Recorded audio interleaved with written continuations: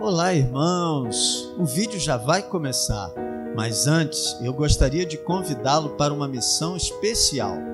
Se você sente que o nosso conteúdo toca o seu coração, por favor, curta o vídeo, inscreva-se no canal, comente e compartilhe com os seus amigos. Assim, a mensagem de amor do nosso Deus pode alcançar mais pessoas. Muito obrigado pelo apoio e vamos ao vídeo. Abra sua Bíblia, por favor, Mateus capítulo 10, do verso 34 até o verso 39. Mateus 10, de 34 a 39, diz assim: Não cuideis que vim trazer a paz à terra. Não vim trazer paz, mas espada. Porque eu vim pôr em dissensão o homem contra seu pai, e a filha contra sua mãe, e a nora contra sua sogra. E assim os inimigos do homem serão os seus familiares. Quem ama o pai ou a mãe mais do que a mim, não é digno de mim. E quem ama o filho ou a filha mais do que a mim, não é digno de mim. E quem não toma a sua cruz e não segue após mim, não é digno de mim. Quem achar a sua vida, perdê-la-á. E quem perder a sua vida por amor de mim, achá-la-á. Que Deus nos abençoe através da sua palavra lida aos nossos corações. Amém? Amém. Esse texto é um texto assim, bastante aguerrido do nosso Senhor Jesus. Nós cantamos aqui agora há pouco sobre varão de guerra, Jeová, e esse texto assim, ele dá uma ideia disso. E assim, porque a gente costuma lembrar mais de Jesus quando ele diz: deixo-vos a minha paz vos dou. Não vou lá dou como o mundo a dá.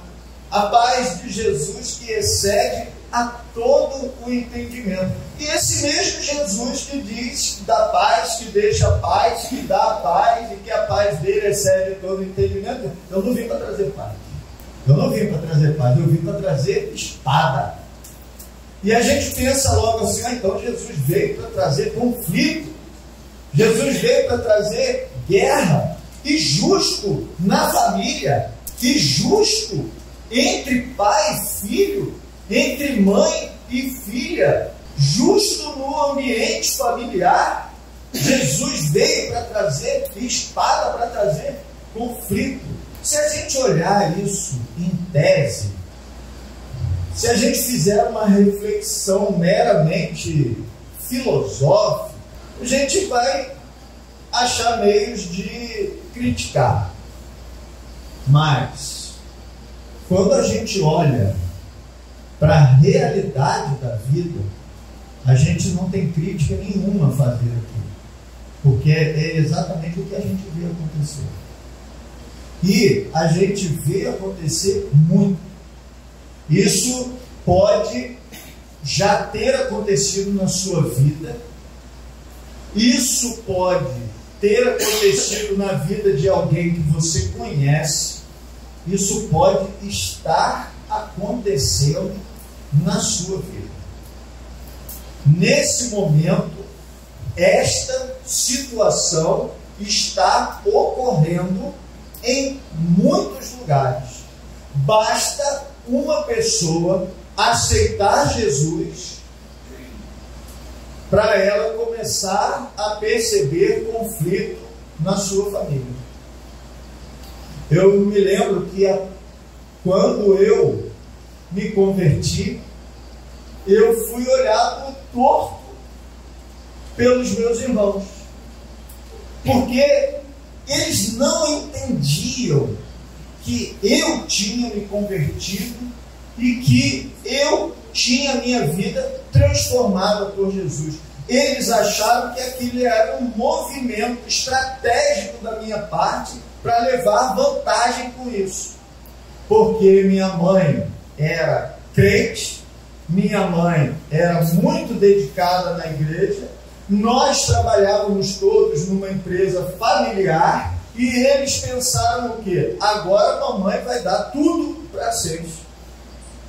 E ele vai levar muita vantagem com a gente. E isso gerou ali um certo conflito inicial. Isso foi a minha história.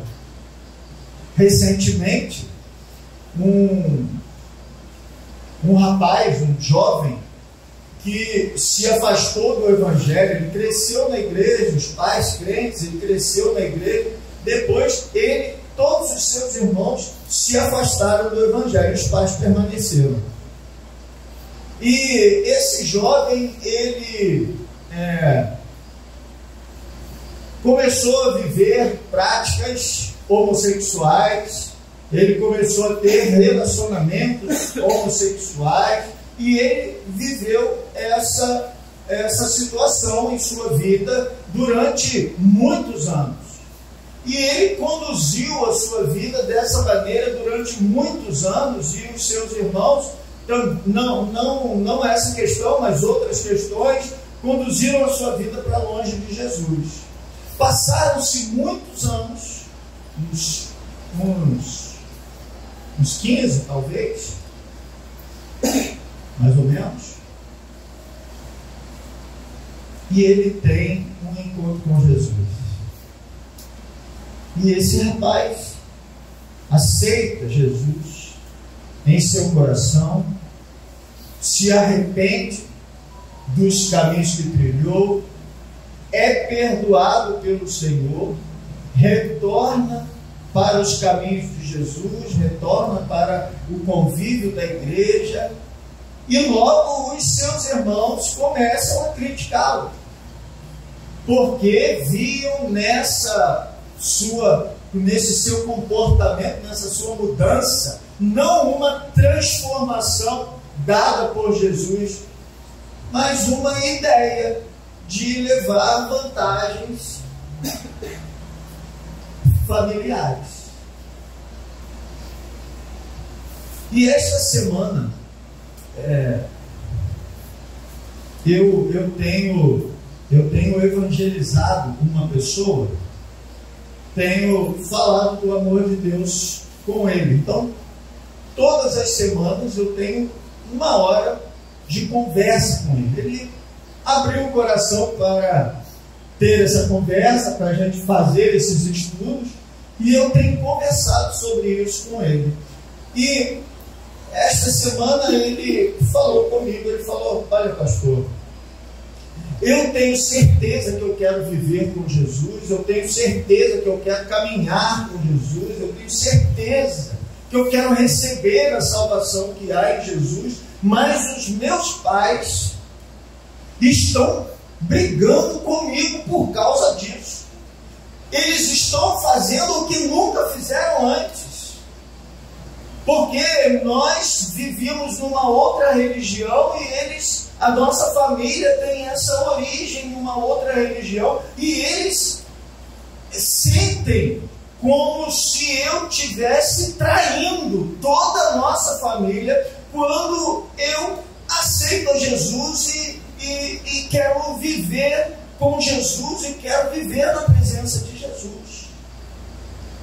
E ele disse: eu estou sofrendo muito com isso. E é verdade, as pessoas sofrem muito com isso.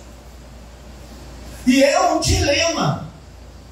E ele disse: de um lado eu quero caminhar com Cristo, de outro lado eu não quero a minha família contra mim.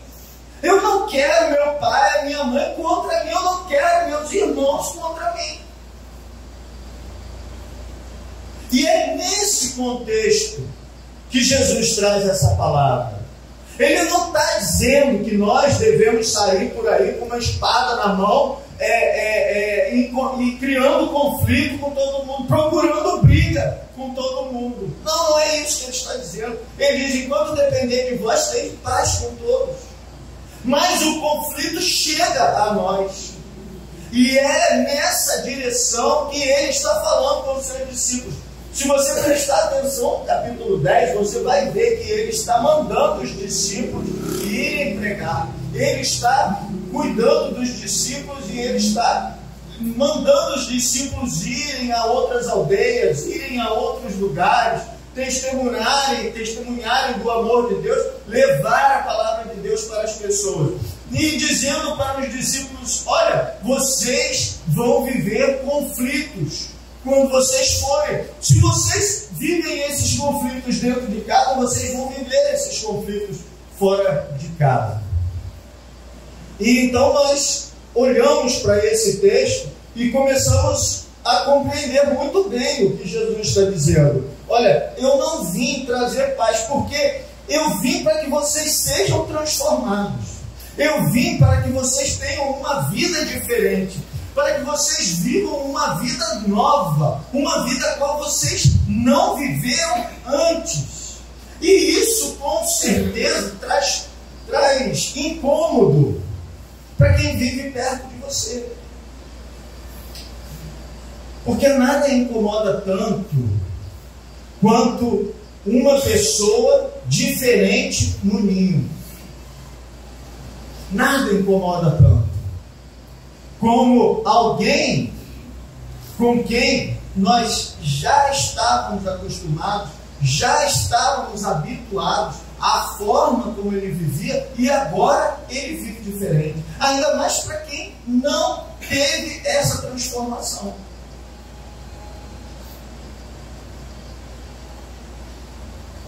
Essa questão é muito complexa, muito difícil de lidar.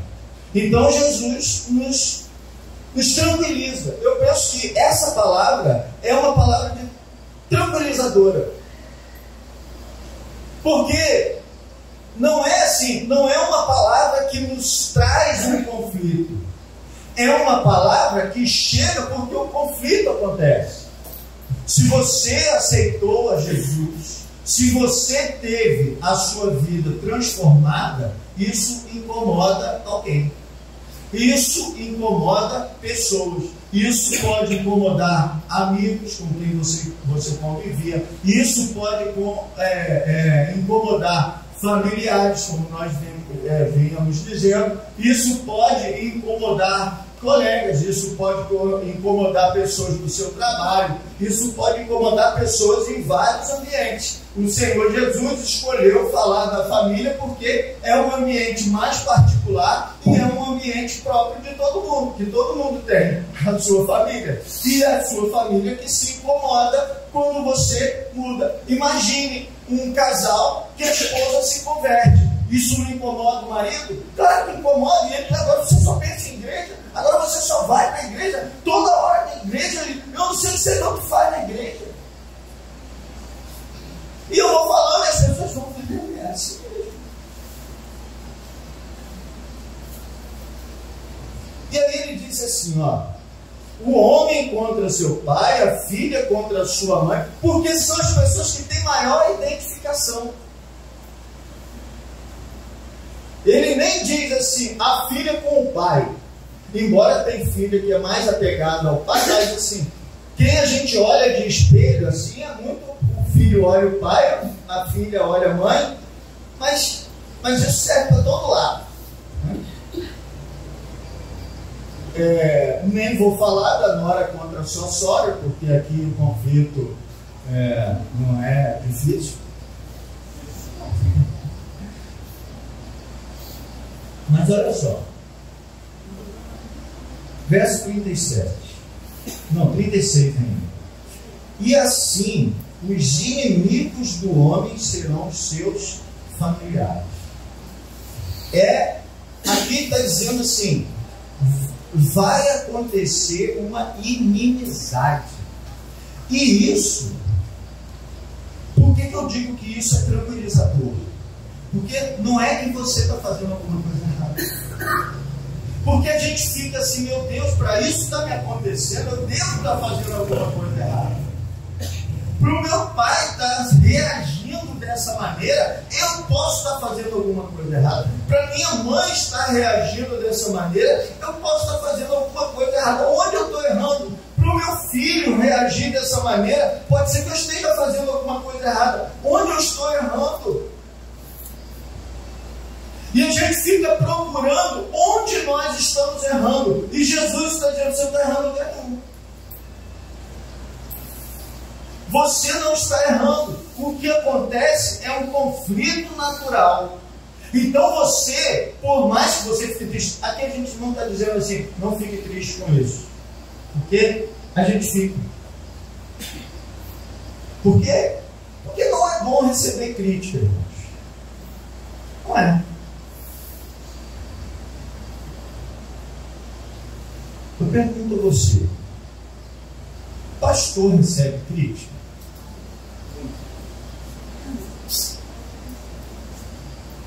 É mesmo? Agora pergunta, o pastor gosta? Ele se acostuma com isso? Não. Não se acostuma. A gente sofre com isso 26 anos. O pastor Marquinho, o pastor Marco Antônio, vai fazer 10 anos. Dia 4 de outubro. É 4? 4. Eu vou fazer 26 dia 10. Então, assim, é 26 anos tomando crítica.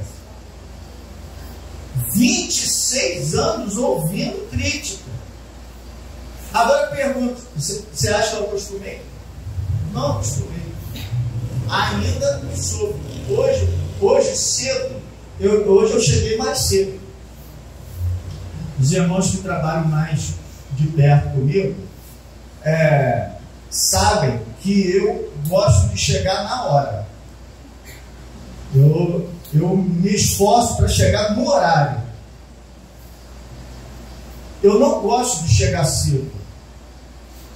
Sabe por quê? Porque eu chego cedo, começa a bater uma ansiedade que vocês não devem imaginar que aconteça.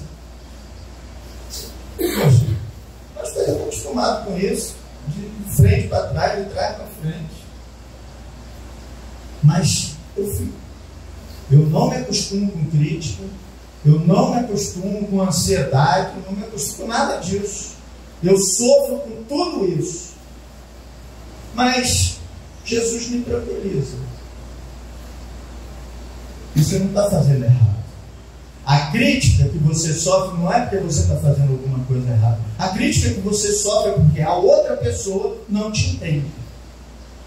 O que Jesus está dizendo é assim: o seu pai, a sua mãe está te criticando, o seu filho está te criticando, a sua sogra está te criticando, é porque ela não te entende. Não é também porque ela é horrorosa.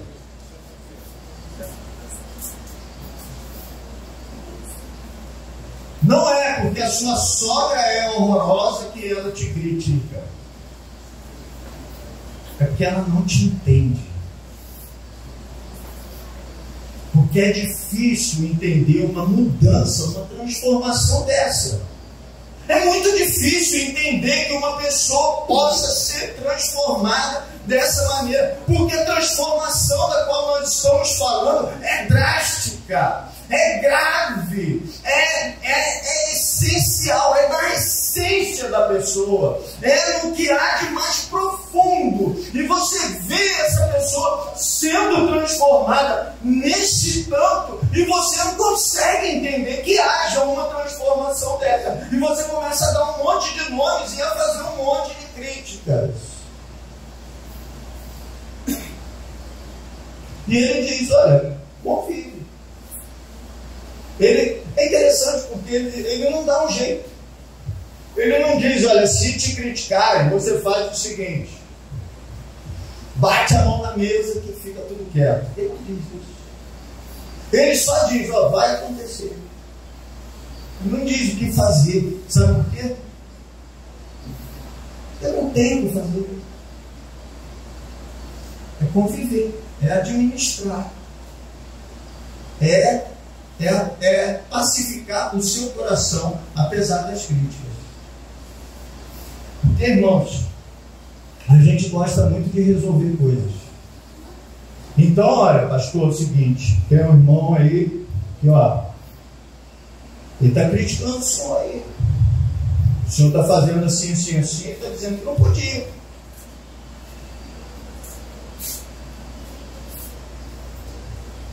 E aí esse irmão vem falar, o que ele espera?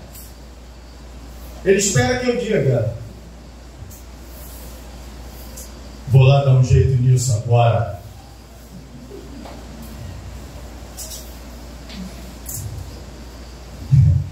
E não tem jeito para dar, irmão. Se você for lá para dar um jeito nisso agora, sabe o que vai acontecer? Vai piorar. Porque ainda vai aparecer outros 10 que vão concordar com ele. Então você tem que aceitar a crítica. Porque é o seguinte: a crítica, quando ela chega, não é para a gente, não vou nem ouvir. Não, a gente ouve. A gente ouve, a gente considera. Não quer dizer que a gente vai achar que está certo, porque às vezes não está. Mas às vezes está, irmão. Porque às vezes a gente está fazendo uma coisa que deveria mudar. Percebe? Então é assim: essa crítica tem fundamento? Essa crítica é desconhecimento do que eu estou fazendo, da forma como eu estou conduzindo as coisas? Se essa crítica é sem fundamento, beleza, segue com a crítica e eu sigo com o meu agir. Mas olha o 37. Quem ama o pai ou a mãe mais do que a mim, não é digno de mim.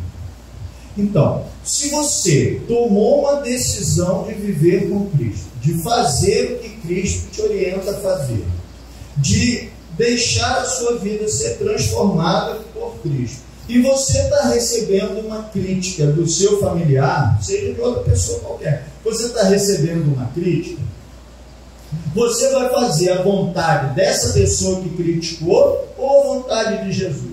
Qual é a vontade que vai ter mais peso na sua vida? É a vontade de quem está te criticando ou é a vontade de Jesus? Irmãos, o que Jesus está dizendo é a vontade de Deus que precisa prevalecer na nossa vida. Então, se a pessoa não está te entendendo e está te criticando, paciência. Espero que Jesus entre na vida dela e que ela pare de me criticar, porque ela vai viver a mesma coisa. Eu espero que ela tenha esse mesmo encontro com Jesus que eu tive, que me transformou, e que ela seja também transformada.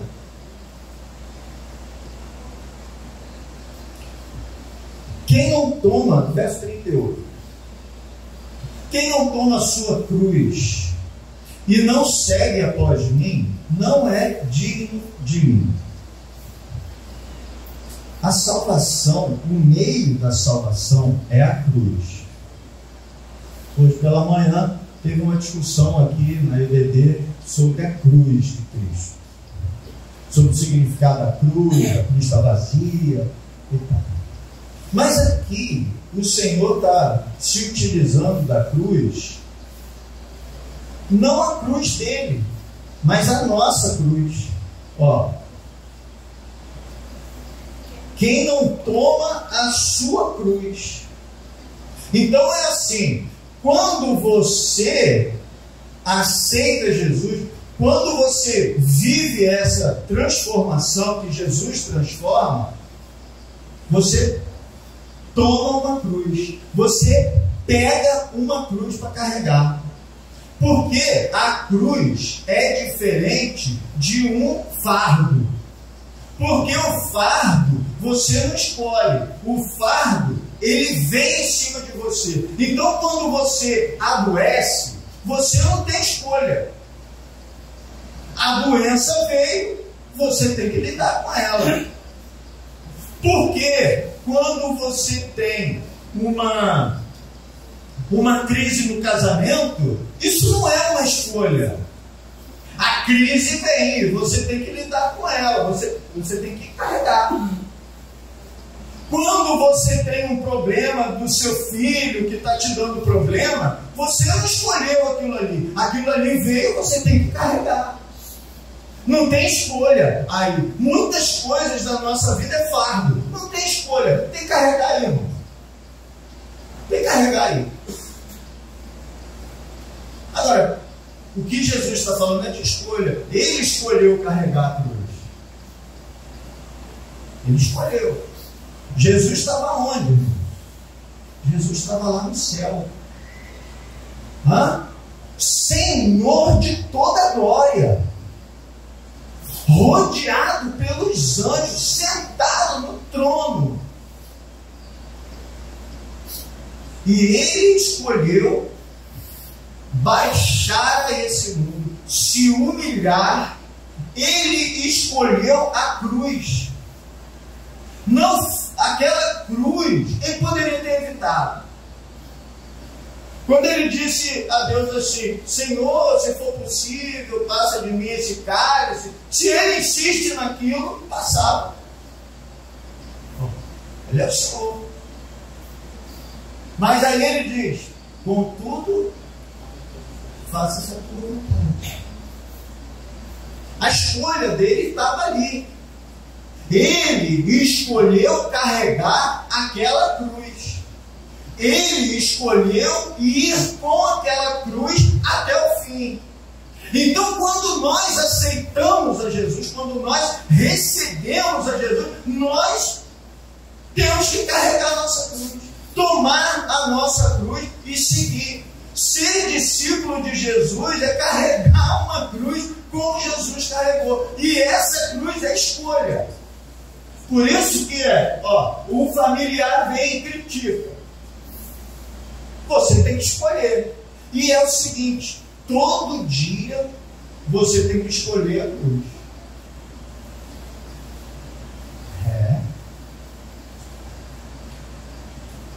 Porque tem várias cruzes menores. Tem uma grande cruz, que é a cruz de viver com Jesus. Mas tem outras cruzes que a gente vai escolhendo durante a vida.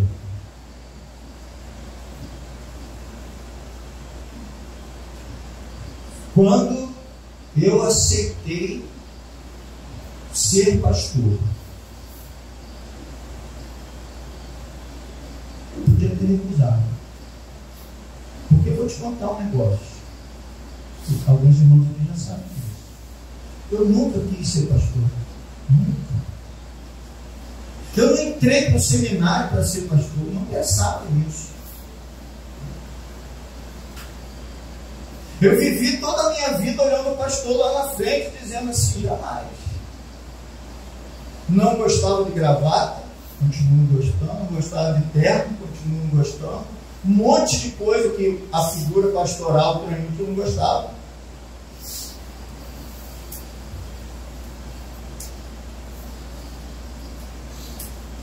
Não gostava de falar difícil, um monte de coisa. Não gostava. Não gostava de gritar. Eu acho que eu ainda não grito. Mas é possível que você ache que sim. Às vezes eu me empolgo, é verdade. Então, mas eu nunca pensei nisso. Eu digo isso com muita sinceridade. Então, pastor, mas como é que você foi parar no seminário? Eu fui parar no seminário pelo seguinte: eu queria conhecer mais.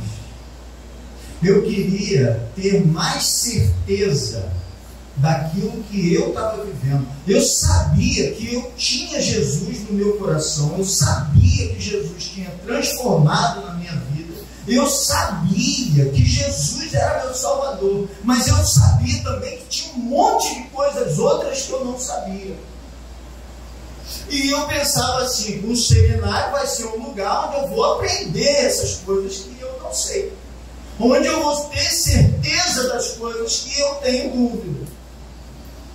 Algumas coisas eu passei a ter certeza mesmo, e outras a dúvida aumentou.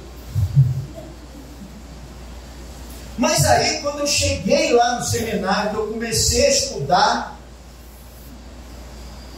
quando eu vi, eu estava pregando na capela do seminário. No primeiro ano do seminário, eu fui pregar na capela do seminário. A capela do seminário é assim: tem um seminarista. Tinha seminarista de terceiro ano, de segundo ano, e tinha os calouros. O pregador daquele dia era o meu pastor da igreja. Só que ele ia pregar naquele dia e ele viajou. Ele era da convenção, então ele viajou e vinha voltando, passou, pegou um engarrafamento. Quando foi 5 horas da tarde, eu estava trabalhando, o culto era 7h30. 5 horas da tarde, meu telefone tocou. A secretária da igreja virou para mim e falou assim: irmão Assis, tudo bem? Tudo bem. Você está em pé? Eu falei: estou. Então senta. Aí eu sentei. Aí ela falou para mim assim: olha só, o pastor Vanderlei está viajando, não vai conseguir chegar a tempo e ele está escalado para pregar na capela do seminário hoje. Então é o seguinte, ele me pediu para entrar em contato para você pregar no lugar dele. Aí eu falei assim: oi? Aí ela virou para mim e falou assim: e aí, vai aceitar o desafio?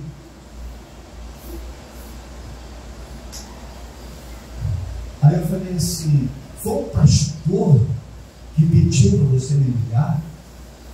Ela falou assim: foi. Aí eu falei assim: e ele acha que eu consigo? Ela falou assim: ele disse assim. Aí eu disse assim: então tá.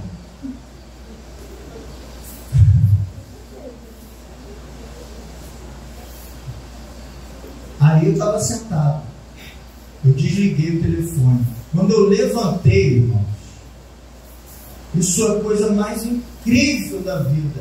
Quando eu levantei, a mensagem estava inteirinha na minha cabeça. Inteira. Introdução, tudo. Me lembro como se fosse hoje essa mensagem.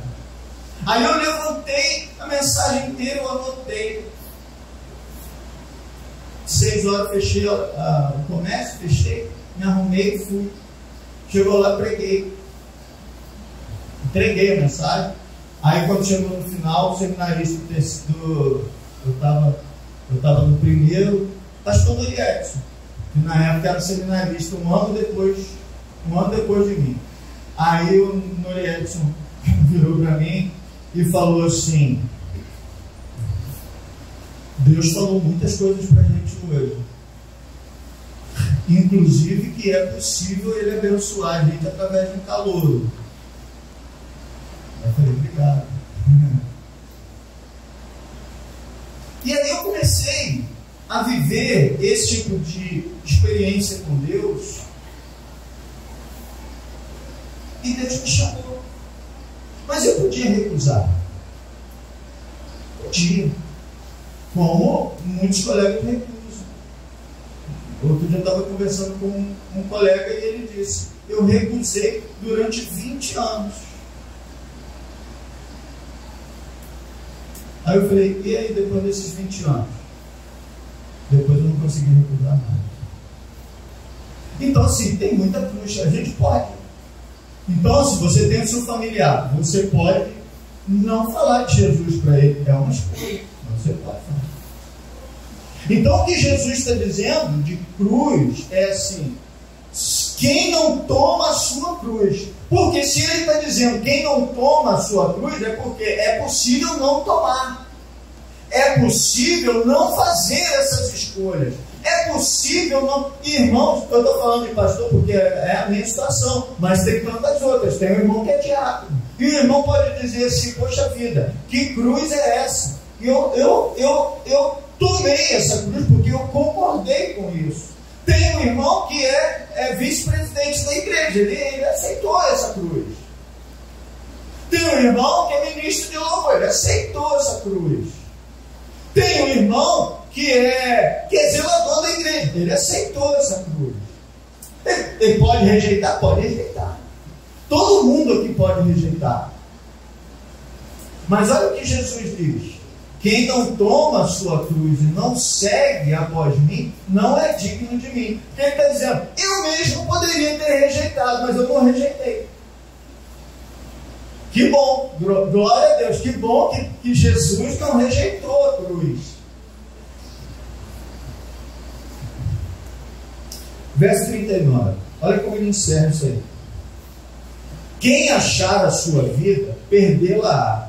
E quem perder a sua vida por amor de mim, achá-la-á. Quem perde, ganha.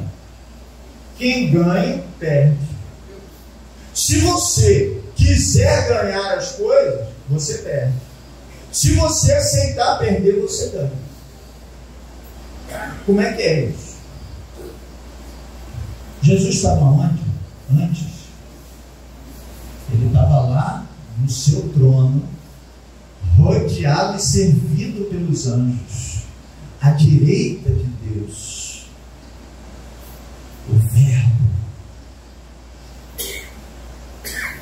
E ele se humilhou e veio até aqui para se dar em sacrifício por amor a nós.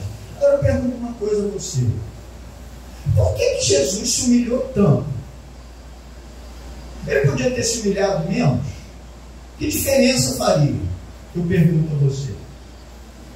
Porque, pensa bem, não é que ele deixou a sua glória celestial e veio ser um ser humano que cumpriu a sua missão. Não, ele veio ser um ser humano e entre os seres humanos ele foi o mais humilde. Pensa bem, ele não nasceu numa família nobre. Ele poderia ter nascido dentro de um palácio. Ele poderia ter feito essa escolha. Não, então você vai fazer o seguinte, vai ser Jesus, filho de Herodes. Estava tudo certo. Assim, pensando aqui com você. Para a gente entender bem a humilhação. Então, já seria humilhação? Já.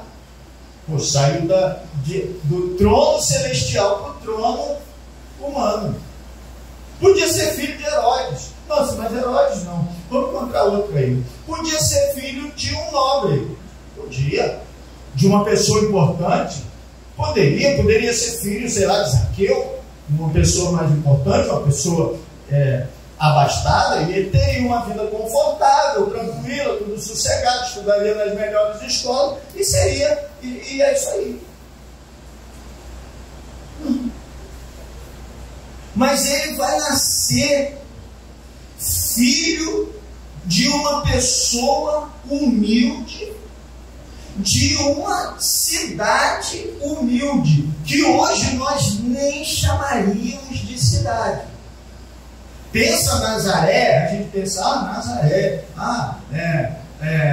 sei lá, você pensa, não sei que cidade você pensa, Maria Madalena, né? Eu penso assim. Não, essa é Maria Madalena, não fala para mim aí um lugar que tem nasceu na casa, outra casa longe, tudo bem pequenininho aí, não tem nem posto de saúde. Não. Foi aí que ele nasceu.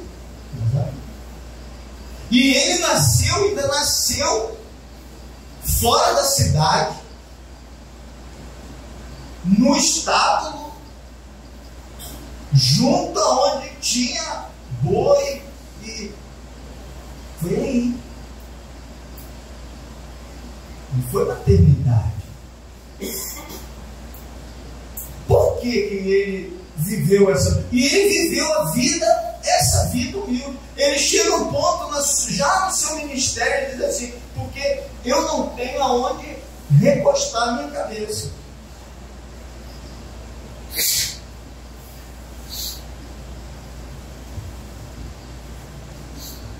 Eu quero ler de novo com você. Quem achar a sua vida, perdê-la-á. E quem perder a sua vida por amor de mim, achá-la-á. É isso que eu estou explicando.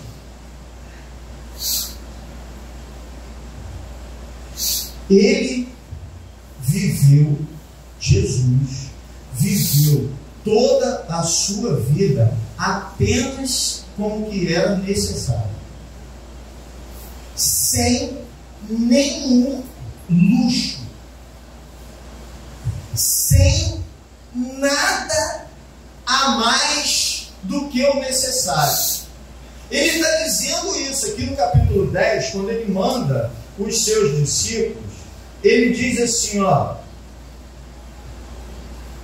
verso 9, capítulo 10, verso 9. Olha como ele diz aos discípulos. Depois de dizer, vocês vão, prega, casa de Israel, aí ele diz, não possuais ouro, nem prata, nem cobre em vossos cintos, e nem alforjes para o caminho, nem duas túnicas, nem alparcas, nem cordão, porque digno é o operário do seu alimento. E em qualquer cidade ou aldeia em que entrar, procure saber quem nela seja digno. Hospedai-vos aí, até que vos retireis. Então o que ele está dizendo? Vai na simplicidade, irmão. Vai no que é preciso, vai no que é necessário. Quando a gente tem a oração do Pai Nosso e diz assim na oração, o pão nosso de cada dia nos dá hoje, ele está dizendo assim, é o alimento necessário. Quando ele diz assim, se você estiver querendo ficar rico, perdeu. Se você estiver querendo ganhar muito dinheiro, perdeu. Você tem que abrir mão disso. Porque, irmãos, essa palavra aqui é uma palavra que é uma bomba para quem tem 30 pares de sapato. Uma bomba.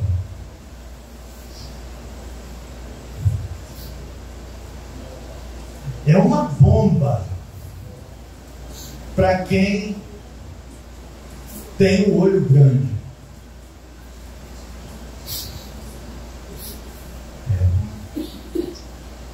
Para quem compra o que não precisa.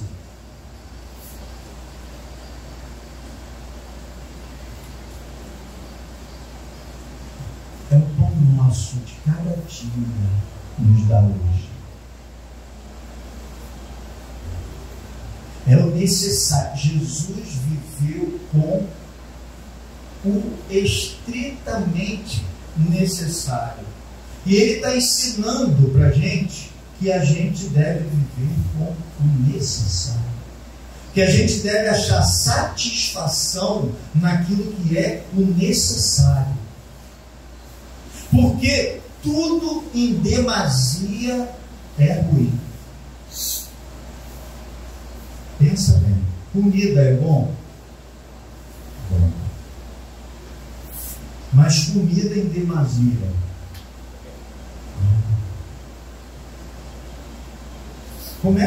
Eu fico às vezes imaginando uma coisa.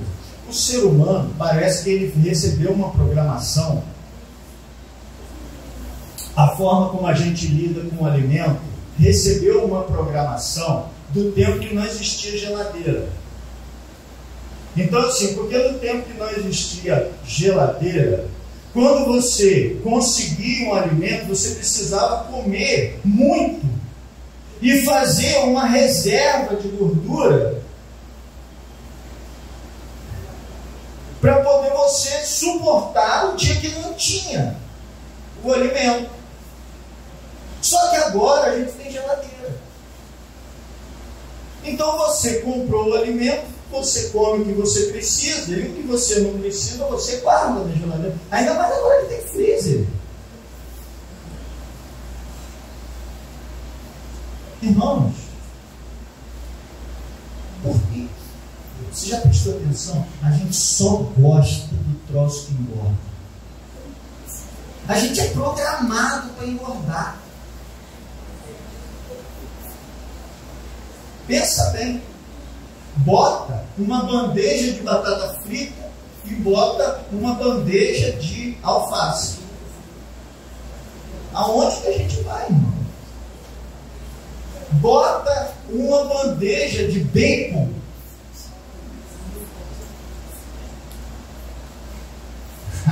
Dizem que bacon é vida. Eu não sei se discordo. É muito bom. Mas a gente só vai do que gosta. Eu ia falar do outro lado o franguinho grelhado. Eu ia deixar o franguinho grelhado. E aí, a gente continua. Por que a gente é programado dessa maneira? Porque a gente é programado para acumular gordura. Só que por que não mudou já? Por que não mudou essa programação? Porque a gente tem que lutar com isso. Porque a gente tem que lutar para comer o que é necessário. A gente tem que comer para viver. Não é comer para sentir prazer. Não pode ter o prazer de você sentar e dizer assim: estou orando. Estou com a barriga dura. Jesus está ensinando isso para a gente. Mas isso em tudo na vida, irmãos. Em tudo é assim. Por quê? Porque o excesso é nocivo. O excesso coloca a gente numa rota de destruição. É numa rota de destruição que a gente nunca fica satisfeito. Porque você come demais, amanhã você vai querer comer mais ainda. Porque você comprou um sapato que você não precisava e amanhã você vai querer comprar outro que você também não precisa. E você nunca vai estar satisfeito. E daqui a pouco você vai ter aquele cômodo que é só para botar sapato.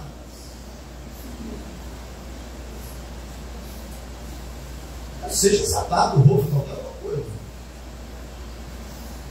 A gente precisa entender isso que Jesus está dizendo. Assim, para de ser acumulador. Às vezes você chega a pessoa ela pega isso aqui, ó. Isso aqui não está funcionando mais. Não está funcionando mais. Aí ele pega e guarda.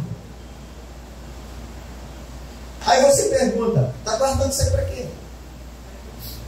Ah, pai, um dia eu posso precisar. Eu estou com um lá em casa.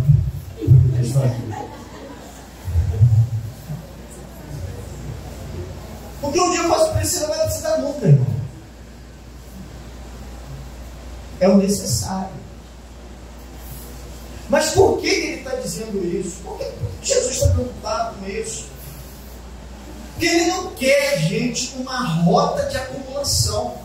Ele não quer a gente numa rota de falta de saciedade. Ele não quer a gente numa rota de falta de ficar satisfeito. Porque, irmãos, quem entra no consumismo nunca está satisfeito. Ele acha que a felicidade dele está sempre no que ele ainda não tem.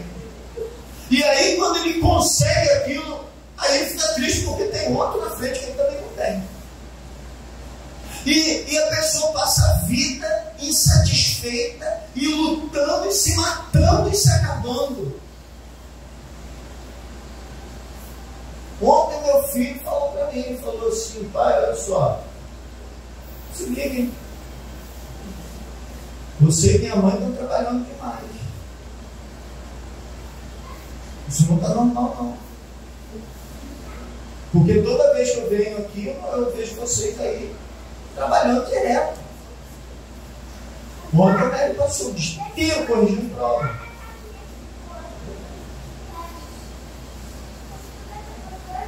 E aí eu ouvi aquilo com muita alegria no meu coração.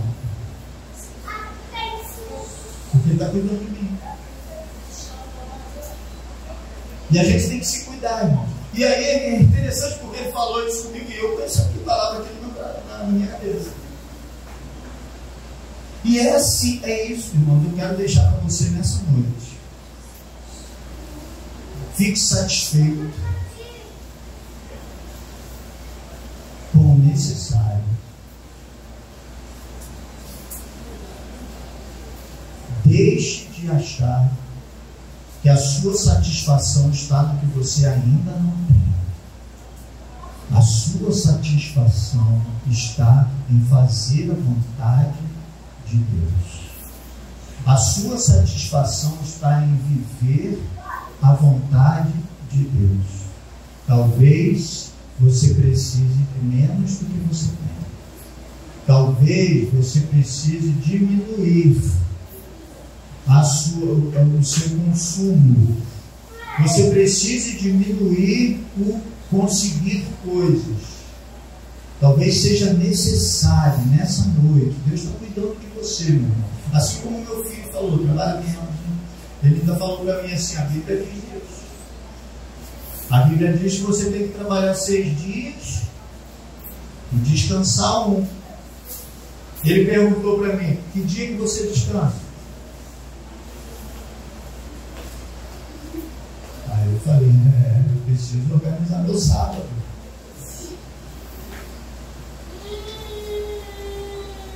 Então, isso é cuidado, irmãos. Essa palavra que eu estou trazendo para você nessa noite, essa palavra que Deus está trazendo no seu coração nessa noite, talvez seja uma palavra assim, ó, bota o pé no freio aí, você está fazendo muita coisa. Bota o pé no freio aí, porque senão você não vai aguentar. Porque você não está achando satisfação apenas com o que é necessário. Talvez você tenha que comer menos, talvez você tenha que ter menos roupa, talvez você tenha que ter menos calçado, talvez você tenha que ter menos conforto na sua casa.